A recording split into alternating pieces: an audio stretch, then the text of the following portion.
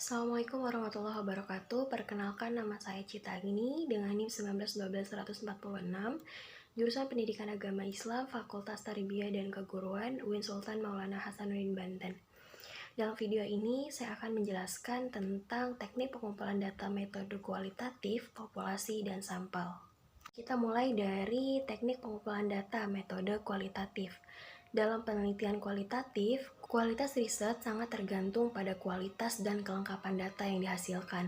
Pertanyaan yang selalu diperhatikan dalam pengumpulan data ini adalah apa, siapa, di mana, kapan, dan bagaimana. Dalam penelitian kualitatif, pengumpulan data lazimnya menggunakan metode observasi, dokumentasi, dan wawancara. Juga tidak diabaikan kemungkinan menggunakan sumber-sumber non-manusia seperti dokumentasi dan rekaman. Pengumpulan data merupakan cara yang digunakan oleh peneliti untuk mengumpulkan data-data penelitian dari sumber data. Teknik pengumpulan data ini merupakan suatu kewajiban karena teknik pengumpulan data ini nantinya digunakan sebagai dasar untuk menyusun instrumen penelitian. Instrumen penelitian ini merupakan seperangkat peralatan yang akan digunakan oleh peneliti untuk mengumpulkan data-data penelitian. Pengumpulan data merupakan tahapan yang sangat penting dalam sebuah penelitian. Teknik pengumpulan data yang benar akan menghasilkan data yang memiliki kredibilitas tinggi, begitupun sebaliknya. Oleh karena itu, tahapan ini tidak boleh salah dan harus dilakukan dengan cermat sesuai prosedur dan ciri-ciri penelitian. Sebab, kesalahan atau ketidaksempurnaan dalam metode pengumpulan data ini akan berakibat fatal, yakni berupa data yang tidak kredibel, sehingga hasil penelitiannya itu tidak dipertanggungjawabkan. Data penelitian kualitatif biasanya berbentuk teks, foto, cerita, atau gambar, dan bukan berupa angka. Data dikumpulkan bila mana arah dan tujuan penelitian sudah jelas, dan juga bila sumber data yaitu informan atau partisipan ini sudah diidentifikasi, dihubungi, serta sudah mendapat persetujuan atas keinginan mereka untuk memberikan informasi yang dibutuhkan. Jadi, data peneliti kualitatif ini diperoleh dengan berbagai macam cara, bisa mulai wawancara, observasi, dan dokumentasi. Oke, selanjutnya kita akan membahas sedikit terkait penjelasan dari masing-masing teknik tersebut. Yang pertama, wawancara. Secara sederhana dapat dikatakan bahwa wawancara atau yang biasa kita sebut interview ini merupakan suatu kejadian atau suatu proses interaksi antara pewawancara dan sumber informal atau orang yang diwawancarai melalui komunikasi langsung.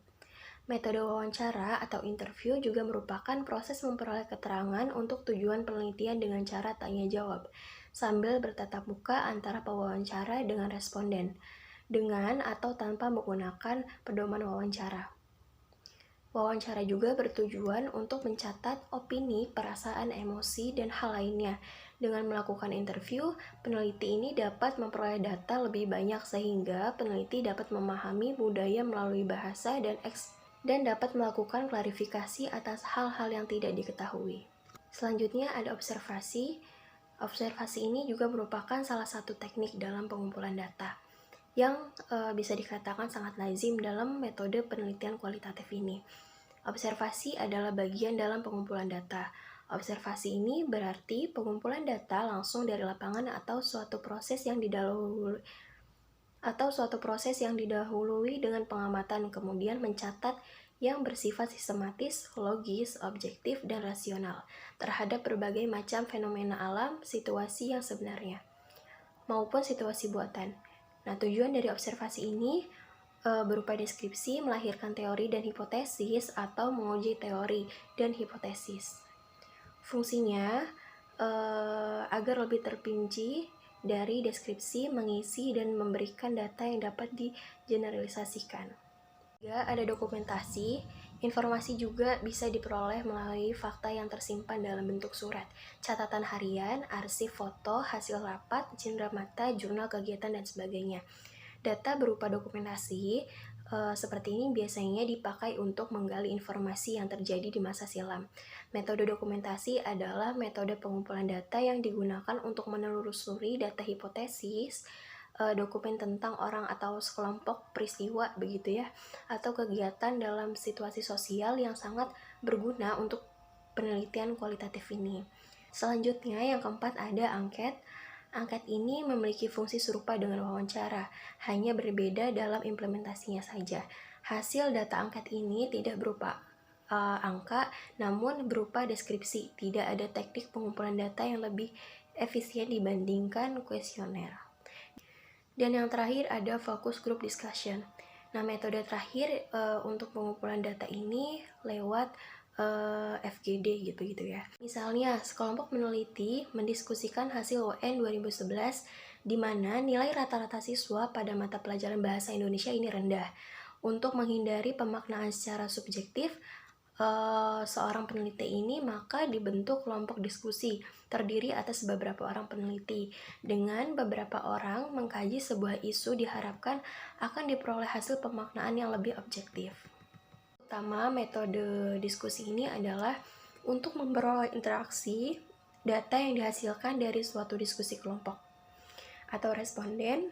Dalam hal ini meningkatkan kedalaman informasi, menyikap berbagai aspek suatu fenomena kehidupan, sehingga fenomena tersebut dapat didefinisikan dan diberi penjelasan. Data dari hasil interaksi dalam diskusi kelompok tersebut dapat memfokuskan atau memberi penekanan pada kesamaan dan perbedaan pengalaman. Oke, selanjutnya kita akan membahas tentang populasi dan sampel. Populasi dan sampel itu sebetulnya sama-sama berhubungan gitu ya, memiliki hubungan karena keduanya merupakan bagian dari sasaran penelitian. Kita bahas tentang populasi terlebih dahulu.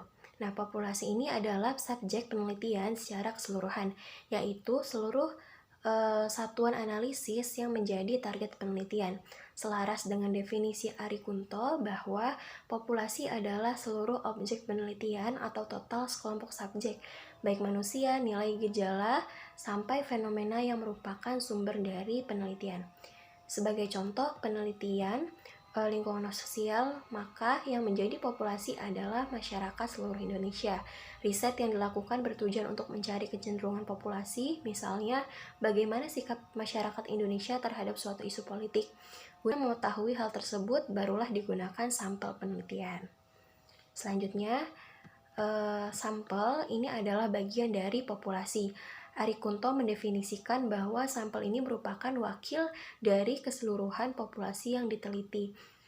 Sampel ini diperlukan karena seorang peneliti ini tidak dapat meneliti populasi gitu ya secara menyeluruh, sebab besarnya dana maupun waktu yang diperlukan, sehingga digunakan sebagian kecil dari populasi yang telah mewakili populasi tersebut.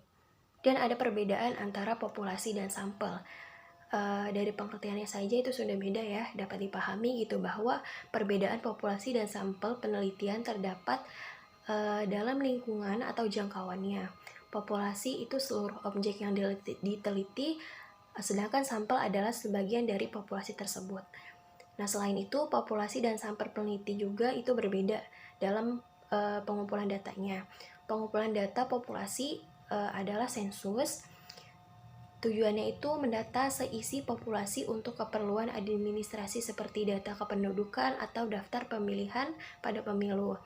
Sedangkan pengumpulan data dengan sampel adalah survei, cukup dengan bagian dalam populasinya saja. Mungkin itu yang dapat saya paparkan. Mohon maaf jika banyak kekeliruan dan kesalahan.